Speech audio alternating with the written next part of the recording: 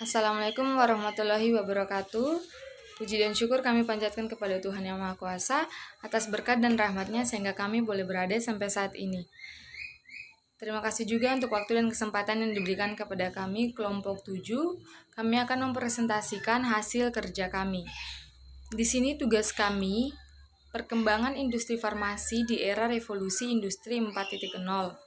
Namun sebelum masuk ke dalam pembahasan materi, izinkan saya memperkenalkan diri saya dan teman-teman saya beserta tugas kami masing-masing. Perkenalkan, nama saya Jinalin Marlendi Kumahua, saya sebagai moderator. Yang kedua ada teman saya Sartika Wahyu Nurjana sebagai pemateri pertama, Fatia Salim sebagai pemateri kedua, Fadilah Alfiah Wasaraka sebagai pemateri ketiga, Laode Hardiansyah pemateri keempat, dan Yemi Maginuni sebagai notulen. Kami akan masuk ke dalam pembahasan materi yang pertama. Kepada teman saya, Sartika Wahyu Nurjana, saya persilahkan. Assalamualaikum warahmatullahi wabarakatuh. Perkenalkan, saya Sartika Wahyu Nurjana. Di sini saya sebagai pemateri 1. Saya akan membahas tentang pengenalan tentang farmasi. Farmasi pada dasarnya merupakan sistem pengetahuan yang mengupayakan dan menyelenggarakan jasa kesehatan dengan melibatkan dirinya dalam mendalami, memperluas, menghasilkan, dan mengembangkan pengetahuan tentang obat dalam arti dampak obat yang seluas-luasnya, serta efek dan pengaruh obat pada manusia dan hewan. Tak hanya itu, pengetahuan farmasi disampaikan secara selektif kepada tenaga profesional dalam bidang kesehatan dan kepada masyarakat umum, agar pengetahuan mengenai obat dan produk obat dapat memberikan nyata bagi kesehatan perorangan dan kesejahteraan umum masyarakat. Berbicara tentang karir seorang farmasi, ada beberapa, namun kali ini yang akan dibahas ialah farmasi industri. Farmasi industri adalah badan usaha yang memiliki izin dari pemerintah untuk melakukan kegiatan pembuatan obat ataupun bahan obat. Keterkaitan farmasi dalam dunia industri sangat penting dalam pemasaran produk, riset dan pengembangan produk, pengendalian kualitas produksi dan administrasi atau manajemen, fungsi perwakilan, pelayanan medis atau medical service representative atau detailman yang bertugas dan langsung berhubungan dengan dokter apoteker untuk memperkenalkan produk yang dihasilkan industri farmasi. Mungkin juga dijabat seorang farmasis atau tenaga ahli lain. Namun paling ideal apabila fungsi itu dipegang seorang farmasis karena latar belakang pengetahuannya.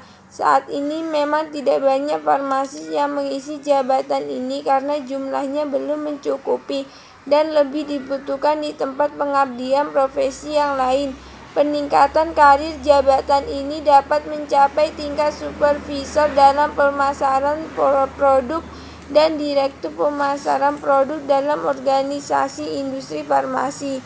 Dalam dunia industri farmasi, aspek yang sangat dikedepankan ialah aspek mutu yang baik. Ada berbagai tahapan ujian mulai dari bahan baku hingga menjadi kemasan, tentunya menyokong suatu keberhasilan suatu produk. Jadi seorang profesional akan mencurahkan waktunya untuk tugas-tugas yang dikerjakan sendiri secara manual dan sebaliknya.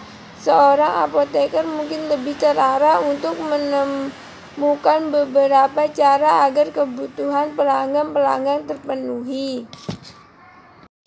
Saya Fatia Salim. Di sini saya akan menjelaskan tentang revolusi industri 4.0. Ya, revolusi industri 4.0 telah mengubah cara hidup, bekerja, juga hubungan satu sama lain di setiap bidang masing-masing. Ya, tantangan yang dihadapi dunia saat ini mungkin yang paling besar ialah bagaimana membentuk revolusi industri 4.0 yang dimulai di permulaan abad ini. Teknologi dan pendekatan baru yang menggabungkan dunia fisik, digital, dan biologi dengan cara yang fundamental akan mengubah manusia. Revolusi industri sekarang bertopang pada revolusi industri ketiga dengan ciri transformasi yang berbeda dari revolusi sebelum-sebelumnya. Ada 3 hal yang membedakan revolusi industri 4.0 dengan revolusi industri sebelumnya, yaitu yang pertama, inovasi dapat dikembangkan dari menyebar sangatlah jauh lebih cepat dari sebelum-sebelumnya.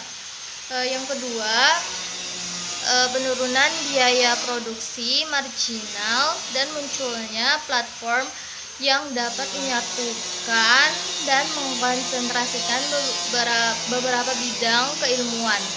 Yang ketiga, revolusi secara global sangat besar dan terbentuk di semua negara di dunia, di mana cakupan transformasi ini terjadi di setiap bidang industri dan bahkan akan mempunyai dampak menyeluruh pada sistem di banyak tempat.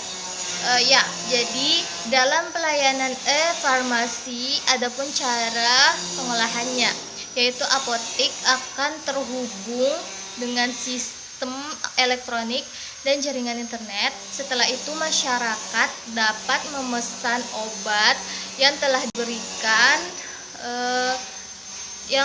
diberikan resep lewat aplikasi online dan diterima oleh apotek. Lalu apotek akan memberikan informasi tentang obat yang akan dibeli oleh pasien. Setelah mendapat informasi obat, maka selanjutnya obat diantarkan ke pasien. Ya, sekian dari saya. Saya Fadila Fia Wasaraka sebagai pemateri ketiga. Dan setelah itu, tetap harus dalam pengawasan dan pembinaan.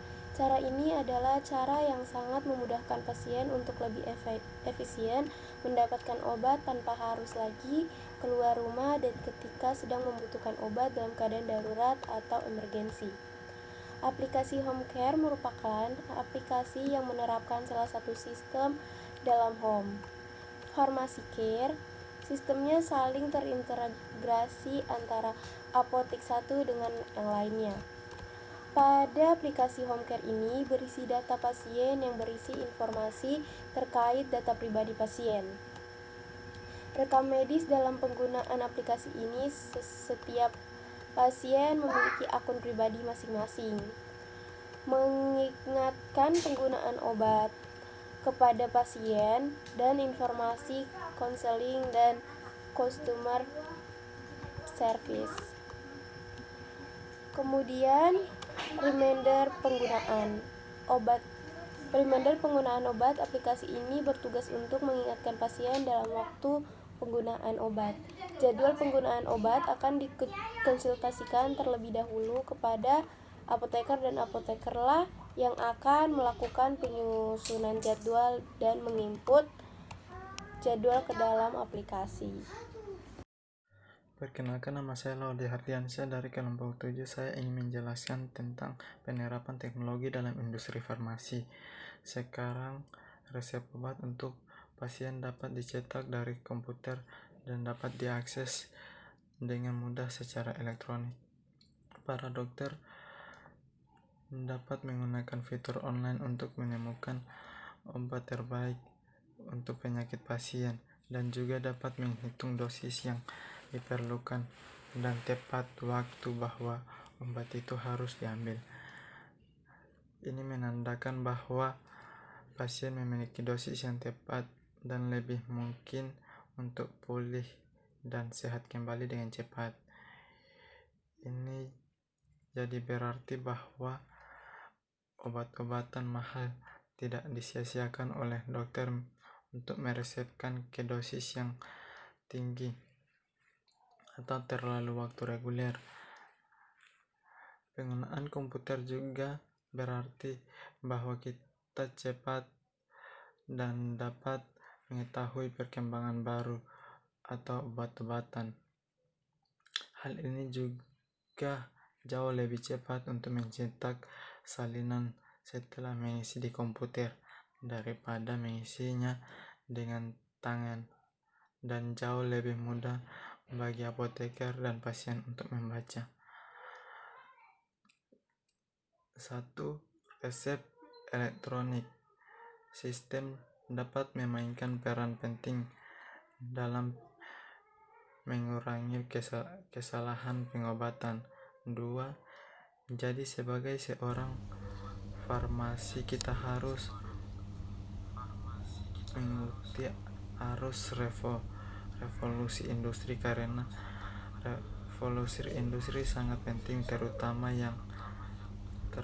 dalam bidang farmasi industri, yang di mana pada era industri yang sekarang dipenuhi dengan serba-serbi kecanggihan yang dimana dapat membantu dalam proses pembuatan dan kesediaan farmasi yang terbaik dan berkualitas. Itu saja penjelasan dari saya. Lebih dan kurangnya saya akan kembalikan kepada moderator. Oke, baik. Terima kasih kepada teman-teman yang sudah menyampaikan materinya. Sekian presentasi dari kami kelompok 7. Kurang lebihnya mohon dimaafkan dan terima kasih.